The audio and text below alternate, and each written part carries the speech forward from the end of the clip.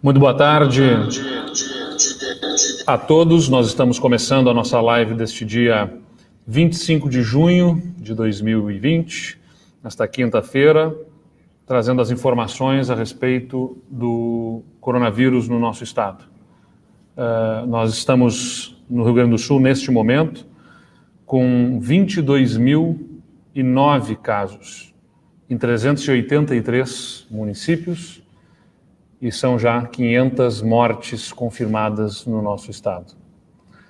Aliás, sobre o número de mortes, eu queria expressar aqui o meu pesar, a minha solidariedade aos familiares, aos amigos, aos colegas de trabalho, das pessoas que, infelizmente, nós perdemos no Rio Grande do Sul para esta doença. Todo o nosso esforço, todo o nosso trabalho, e nós não gostaríamos que perdêssemos ninguém, absolutamente ninguém, para esta doença. Evidentemente, todos os esforços aí foram envidados e são envidados para que a gente possa evitar mais perdas de vidas, e precisamos da colaboração de cada gaúcho e de cada gaúcha. É real o que está acontecendo, os dados estão aí sendo compartilhados, todos em tempo real, para a população saber exatamente o que se passa no nosso estado. Temos uma situação melhor do que outros estados, mas são 500 vidas já perdidas. E tenho certeza que o engajamento de muitos gaúchos nos fez evitar que houvesse mais vidas perdidas. Poderiam ter sido muito mais vidas perdidas, não fosse a participação e o engajamento da sociedade civil, de empreendedores que compreendem esse momento que nós estamos vivendo e sabem que as restrições, mesmo que atinjam a economia, que atinjam a sua renda, são necessárias para que a gente possa poupar vidas, preservar a saúde dos seus colaboradores e da sociedade como um todo. Então a gente pede a todos que permaneçam unidos, permaneçam junto conosco, promovendo a saúde através do distanciamento social. No Rio Grande do Sul, nós temos, neste momento, já confirmados, recuperados, 82% dos pacientes, ou seja, desses 22 mil casos, 82% já se recuperaram do coronavírus. A taxa de ocupação das nossas UTIs, neste momento, é de 71,5%. Vejam vocês que nós temos falado aqui, estamos fazendo essas lives há bastante tempo, desde o início do processo do coronavírus aqui, há cerca de 3 meses, a gente tem conversado constantemente através dessas lives, e a gente tem observado a manutenção dos indicadores de ocupação das UTIs ao redor de 70%. Isso é fruto justamente do esforço de ampliação da nossa capacidade de UTIs, porque não significa que não tem mais gente sendo internada. A ocupação continua neste patamar justamente porque nós estamos ampliando a oferta de leitos, e eu vou falar sobre isso logo mais. Mas desses 71,5% de leitos ocupados, também quem nos acompanha aqui sabe que até o final do mês de maio, a gente tinha cerca de 15% a 18% destes pacientes sendo de coronavírus ou suspeitos por coronavírus. E agora são 30,5%, ou seja, quase 1/3 dos pacientes internados em UTIs no estado do Rio Grande do Sul, nesse momento, é suspeito ou confirmado para o coronavírus. Nós saímos no dia 1º de junho, no início deste mês, de 156 pacientes confirmados, internados em UTIs, para 295 pacientes confirmados em UTIs neste momento no nosso estado. As regiões que mais nos preocupam estão aqui na região metropolitana, não por acaso, né? Estão na bandeira vermelha, justamente porque, por exemplo, região de Novo Hamburgo, Vale dos Sinos, saiu de 4 pacientes confirmados para coronavírus no início do mês para 25 agora. A região de Canoas saiu de 9 pacientes para 18 pacientes ao longo do mês de junho. e a região de Porto Alegre, não é a cidade de Porto Alegre, a região Porto Alegre, que nós monitoramos, saiu de 40 confirmados para o coronavírus em UTIs para 124, né? Praticamente aí triplicou o número de pacientes internados em UTIs na região Porto Alegre por coronavírus. Então, pedimos mais uma vez a todos o apoio, a participação, para que, respeitando o distanciamento, respeitando os protocolos que são demandados em cada uma das atividades econômicas, praticando os hábitos de higiene, né, lavar as mãos constantemente, usar o álcool gel, também a etiqueta respiratória, o uso da máscara, tudo isso é muito, muito importante para que a gente mantenha o Estado sob controle na disseminação do coronavírus, e especialmente nessas regiões, os hábitos terão que ser reforçados para evitarmos medidas ainda mais restritivas que acabam punindo economicamente e que tocam na vida, especialmente de quem tem menos, né? Porque atingindo a economia, atinge o emprego, a renda, a vida de muitas pessoas. Então, nos ajudem. Do Sul, juntos, né, é que nós vamos poder evitar problemas maiores e preservar muitas vidas. Já foram 500 mortes no nosso estado. A nossa dor é a mesma desde a primeira morte, mas já são 500 vidas perdidas. Evitamos muitas mortes, não tenho dúvida, com o que se fez até aqui, e podemos evitar muitas mais com a colaboração de todos para evitar um trágico impacto para a população gaúcha como um todo, porque para aqueles que já perderam pessoas queridas à sua volta, já é trágico. A gente sabe que mesmo que a letalidade seja pequena, muitas pessoas apuram, né?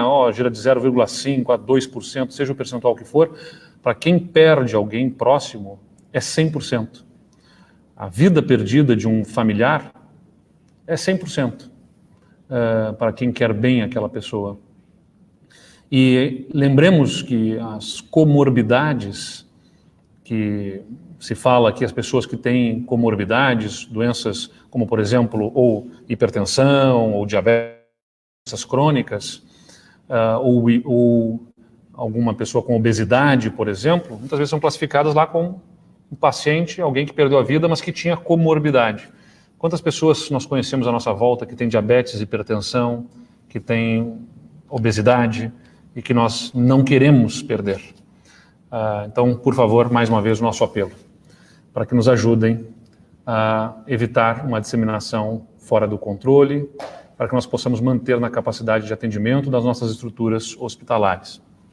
Aliás, sobre as nossas estruturas hospitalares, o nosso governo tem sido cobrado sobre as ações para a ampliação da rede hospitalar.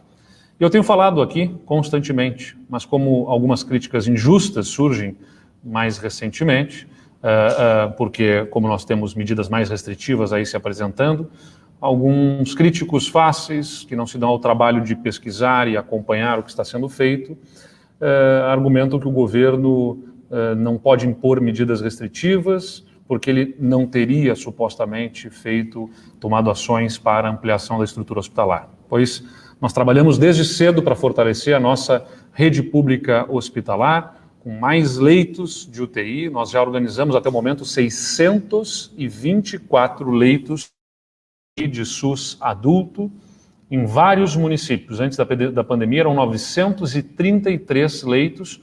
Nós vamos habilitar mais 33 leitos agora nos próximos dias e vamos chegar a quase 1.600 leitos, que vai ser um crescimento de cerca de 70% da nossa estrutura. Eu vou pedir aqui, Dani, que possamos compartilhar essa tela para que o pessoal possa acompanhar. Aqui a gente tem, acho que eu posso colocar na visualização na tela inteira, né?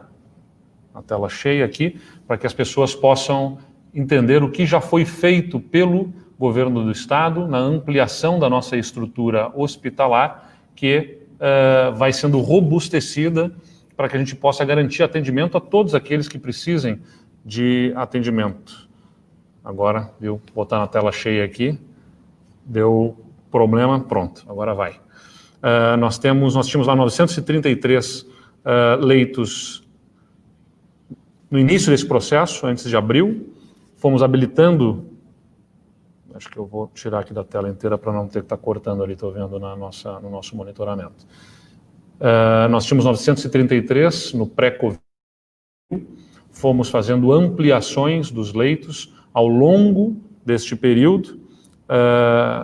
Aqui, no dia 17 de maio, por exemplo, a gente teve a ampliação de 270 leitos, assim distribuídos, Alegrete, Bagé, Cachoeira do Sul, Canoas, Caxias, Cruz Alta, enfim, esses diversos municípios que vocês observam aqui na tela.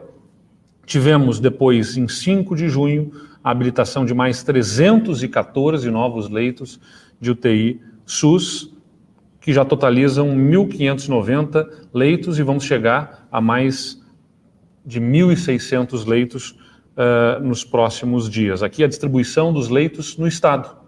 A habilitação dos leitos, ela foi sendo feita ao longo desse período e distribuída pelos municípios do estado do Rio Grande do Sul, que estão aqui aparecendo na tela de vocês. Então, ampliamos de 933 leitos SUS para 1.600 leitos, já são 70% de incremento de leitos, e ainda divido aqui com vocês que nós temos, né, são as mesmas informações aqui em atualização, nós estamos encaminhando novas habilitações e projetamos chegar, né, até 1.900 leitos de SUS no estado, o que significará um incremento de mais de 103% da estrutura de leitos de UTI no estado do Rio Grande do Sul. Então, o governo se organizou, usou esse período que temos de 3 meses desde que começaram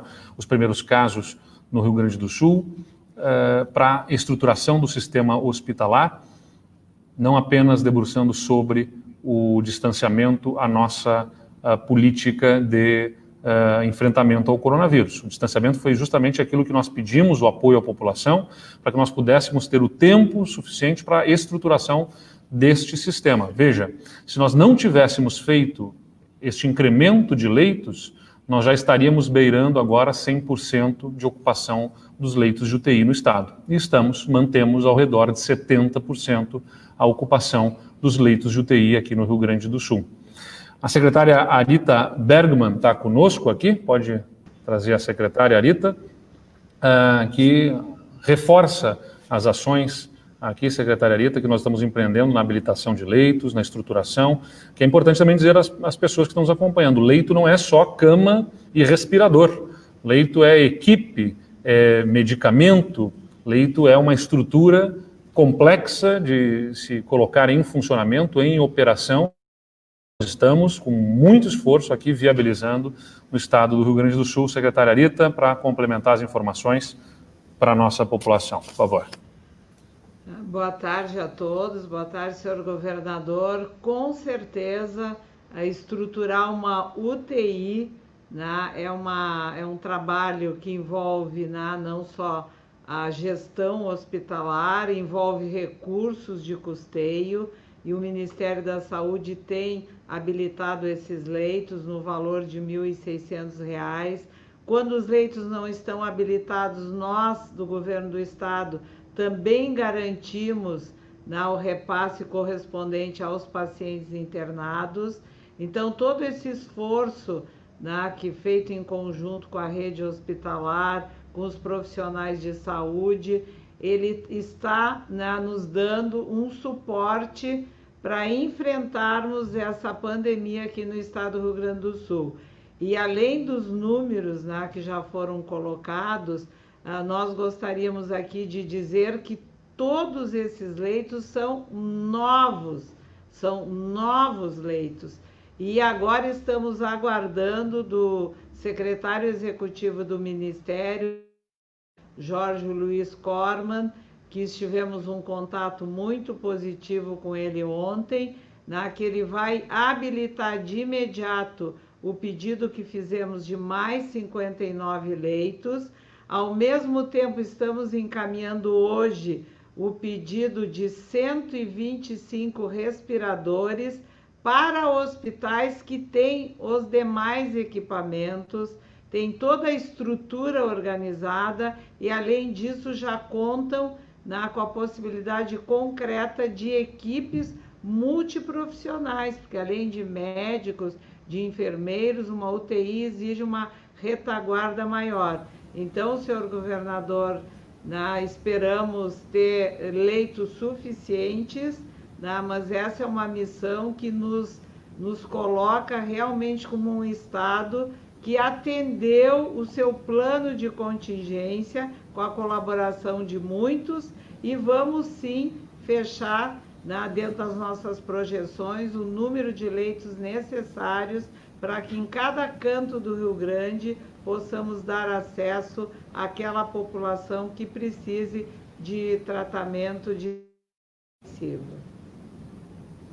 E o que é importante também salientar, né, Arita, é que nós colocamos esses leitos à disposição, estamos estruturando todo atendimento de terapia intensiva, só que se a velocidade da disseminação do vírus se acelera, nós não conseguimos acompanhar. Essa é a questão objetiva.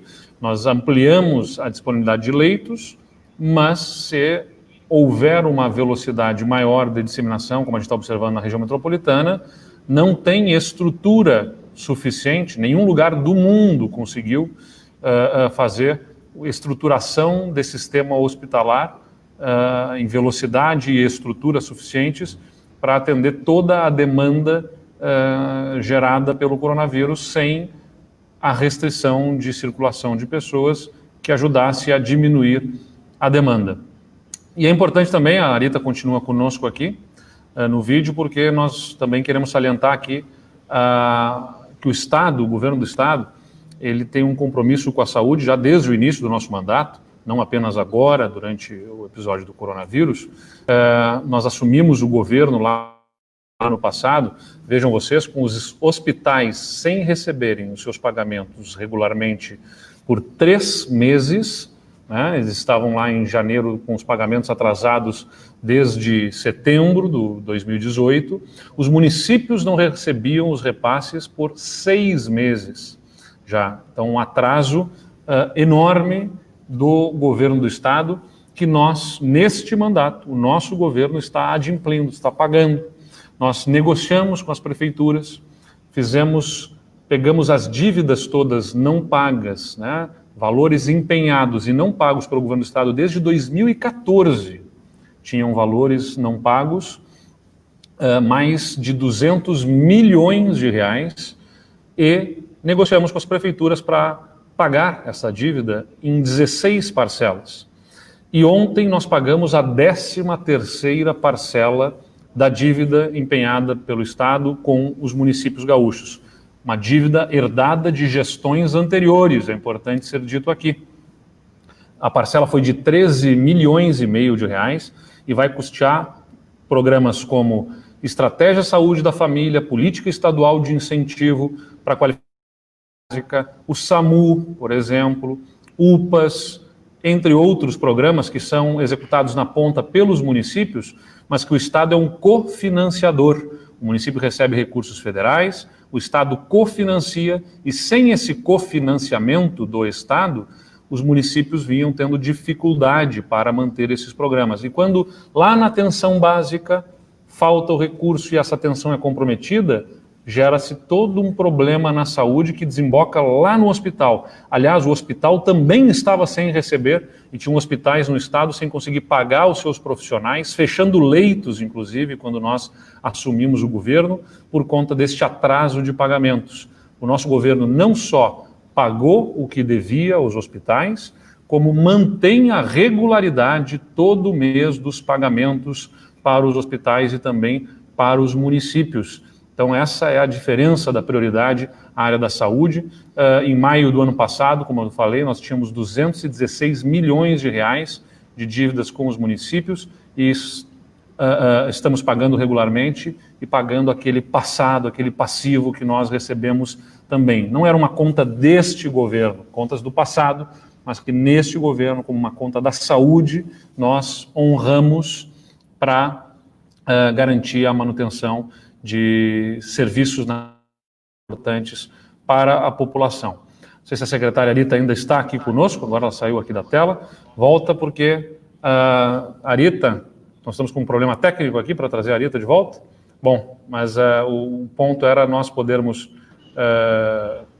deixar claro aqui para a nossa comunidade que, mesmo com as dificuldades do Covid, o governo honra os seus compromissos, especialmente na área da saúde, porque ainda temos adversários políticos, secretária Arita, aí, que estão argumentando que nós estamos fazendo caixa com os recursos disponibilizados para a saúde.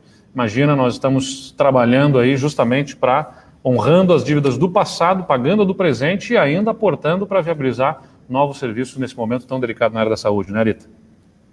Com certeza. Não, eu até queria, porque como já tinha trabalhado na gestão estadual, estava em município e realmente esse recurso é de fundamental importância. Então, acho que são 3 situações que eu queria aqui reforçar. A primeira delas é que esse recurso de 216 milhões de reais, que foram divididas em 16 parcelas, e pagamos essa que já foi referida, ou seja, já quitamos 175 mil para os municípios. Além disso, pagamos também nessa semana a competência cheia de 1 mês para os municípios, ou seja, o nosso governo está pagando com regularidade aquilo que é por portaria ou por resoluções CIBs, um reforço que o Estado faz para os municípios. E nessa semana tivemos mais um motivo, como nós falamos, de celebração, que conseguimos lançar o programa de dação em pagamento, mais 466 milhões, que eram recursos sequer empenhados desde 2014.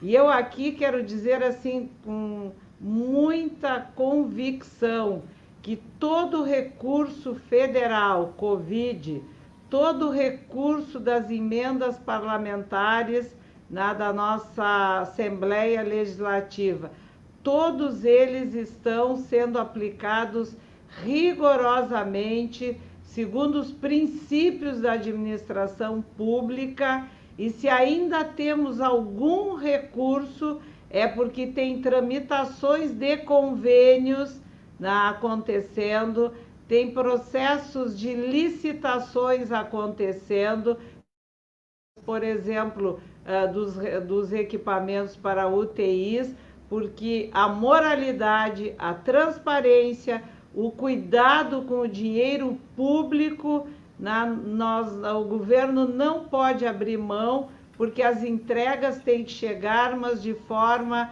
lícita e no tempo devido. Então, o recurso está todo planejado, nós temos um plano de aplicação e estamos fazendo, inclusive na próxima semana, um grande evento para justamente repassar recursos federais da bancada federal para hospitais do Estado do Rio Grande do Sul e a Paz. Então, senhor governador, dentro da seriedade que a administração pública deve primar, os recursos estão chegando aos hospitais e aos municípios de acordo com aquilo que foi projetado, e tudo está encaminhado. Muito bem, obrigado, secretária Arita. Uma outra área que também depende de repasses de recursos do Estado e que tem garantida a regularidade nos repasses no nosso governo, mesmo com as dificuldades financeiras, é os repasses para o IP Saúde, que é um plano de saúde, de proteção aos servidores. E nós estamos, além de garantindo aí regularidade nesse momento, mesmo com a dificuldade financeira, por conta da crise que o Estado já tinha e agravada na pandemia, nós estamos anunciando a assinatura de convênio para credenciamento do IP Saúde com 3 hospitais, o Hospital de Teutônia, o Hospital Porto Alegre e o Hospital de Antagorda. Os 3 credenciamentos vão injetar recursos que ampliam o suporte aos usuários do plano nesse momento da pandemia.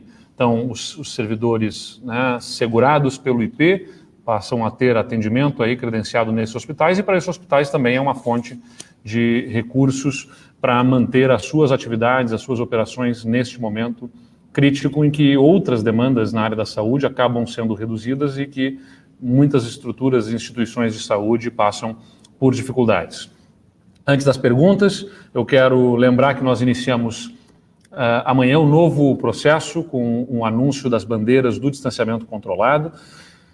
Hoje, né, os dados de hoje é que vão ser consolidados. Amanhã nós vamos rodar o modelo, ou seja, identificando os dados de quinta da semana passada até hoje, até a meia-noite de hoje, para ver a evolução, número de óbitos, os indicadores todos que indicam o nível de risco que tem.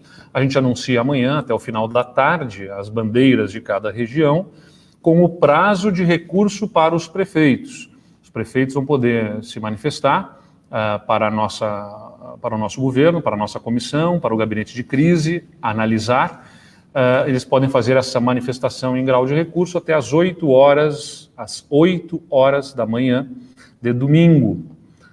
E aí, durante o domingo, a nossa equipe de dados da saúde trabalham em cima dos recursos que receberam, porque na segunda-feira o gabinete de crise analisa e delibera, então, como eu disse, sempre olhando para proteger a vida, a saúde, mas sem impor restrições para além do que seja necessário para proteger a vida e a saúde, para não impor sacrifícios econômicos maiores do que o que seja efetivamente necessário, sempre atuando para não restringirmos atividades tão antes que se gere problemas econômicos, mas também não tarde demais que se percam vidas e a oportunidade de proteger a vida dos gaúchos. Então, essa é uma informação importante.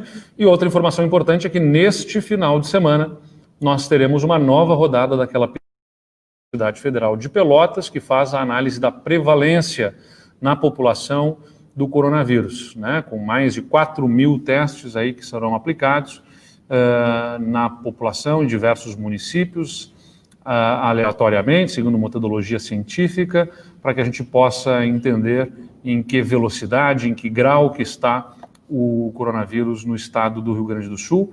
Será a 5ª rodada, agora numa segunda fase da investigação da prevalência do vírus no nosso estado.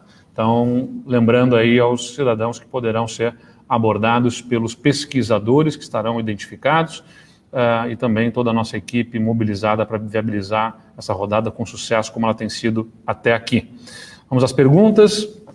A Fernanda Farias, da RBS TV, pergunta sobre a situação dos hospitais que estão atingindo 100% dos leitos de enfermaria para Covid e da UTI geral. Como o Estado acompanha essa situação e que medidas pretende tomar? Agora, por exemplo, 4 hospitais da capital estão nessa situação de acordo com o mapa de leitos. Bom, a gente acompanha caso a caso, né, identificamos, priorizando o aporte de novos recursos e instrumentos. Também, no caso da capital, a gestão da área da saúde, da alta complexidade, diretamente do Estado, ela é do município de Porto Alegre, porque o município de Porto Alegre tem gestão plena na área da saúde, mas o Estado acompanha e oferece o suporte para garantir aporte de recursos e estrutura que viabilize o atendimento suficiente. Se a secretária Arita Bergman está aqui conosco, ela pode agregar ainda alguma informação a mais nessa resposta. Por favor, secretária Arita. Sim, na realidade, o Porto Alegre tem a sua estrutura e a sua rede, tanto de leitos de UTI quanto de leitos de clínicos, mas é importante também destacar que nós trabalhamos por regiões de saúde e também olhamos a macro-região. E a nossa regulação estadual e a regulação de Porto Alegre, como de outros municípios que têm complexo regulador, fazem a regulação de leitos de acordo com a disponibilidade. Então, se houver esgotamento de capacidade instalada em qualquer região de saúde, a regulação pode fazer referência para outros, para que garanta o acesso do cidadão. Mas em relação a leitos clínicos, o Estado do Rio Grande do Sul tem 6.670 leitos clínicos e, em média, mesmo que tenha aumentado nas últimas semanas, a disponibilidade de leitos nesta área é bastante expressiva. Há disponibilidade no estado inteiro e leitos de UTI, conforme foi dito no início dessa live, nós estamos com 70,5% de taxa de ocupação. Então, há ainda disponibilidade na rede. Então, isso é também um trabalho feito pelas regulações de leitos de internação. Muito obrigado, secretária Anitta. O Gabriel Jacobsen, da Rádio Gaúcha, nos pergunta: nos últimos dias, a reportagem da Gaúcha ZH flagrou na região metropolitana uma série de estabelecimentos abertos em cidades que deveriam ter o comércio fechado. Além das responsabilidades do Ministério Público e dos municípios, qual a responsabilidade do governo do Estado na fiscalização? E como o senhor avalia a qualidade das fiscalizações até o momento? Olha, sem dúvida nenhuma, é um enorme desafio promover fiscalização, uma série de atividades em diversos municípios no Estado. Por isso que a gente solicita a colaboração das prefeituras, que têm uma responsabilidade mais direta, né, na sua capacidade de acompanhar o atendimento aos protocolos estabelecidos. O Ministério Público tem sido, como foi falado na própria pergunta, um parceiro importante, e nós temos, através da nossa estrutura, especialmente da polícia, todo o suporte para que as ações de fiscalização aconteçam.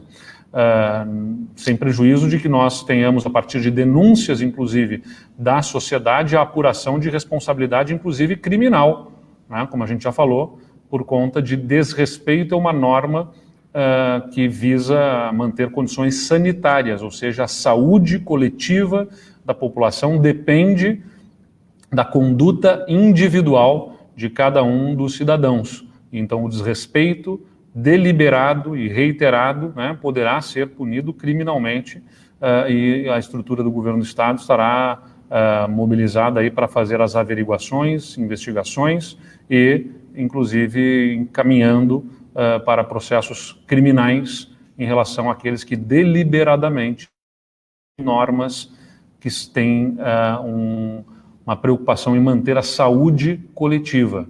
E pedimos à população que faça as denúncias, que apresente e que exija o cumprimento das regras, porque é para a saúde de todos. A Deise Moraes, do Jornal da Manhã, de Ijuí: as aulas online escancaram as desigualdades sociais existentes nos municípios.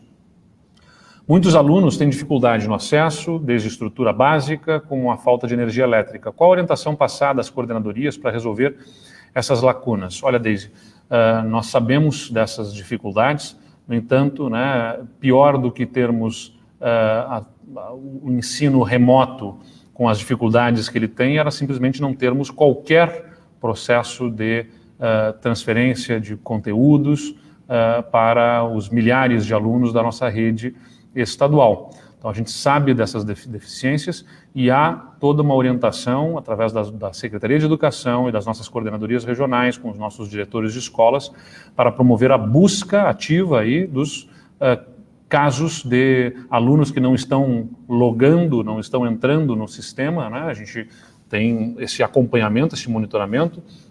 Cerca da metade dos alunos fizeram os seus cadastros na plataforma online, ou seja, tem outra metade que estamos buscando e identificando as condições para que ou acessem, tenham condições de acessar, e se não tiver condições de acessarem, que seja providenciado o encaminhamento dos conteúdos a eles em outros formatos. É evidente que nós temos muitas distorções na nossa rede de ensino, numa rede pública, que pega desde alunos absolutamente carentes, né, até alunos de melhor poder aquisitivo que estão na rede pública de ensino. E, aliás, já há um aumento de demanda por matrículas também na rede pública, dado que as condições econômicas são adversas e fazem com que crianças que estavam na rede privada, os pais tenham que procurar a rede pública. É um enorme desafio, mas que nós estamos buscando superar com a parceria das nossas equipes diretivas, dos professores e sob a orientação da nossa Secretaria da Educação com as nossas coordenadorias regionais. A Samantha Klein, da Rádio Guaíba, pergunta: diante da piora na situação de internações e o aumento do número de mortes pela Covid-19 no Rio Grande do Sul, será possível as aulas presenciais a partir da metade de julho?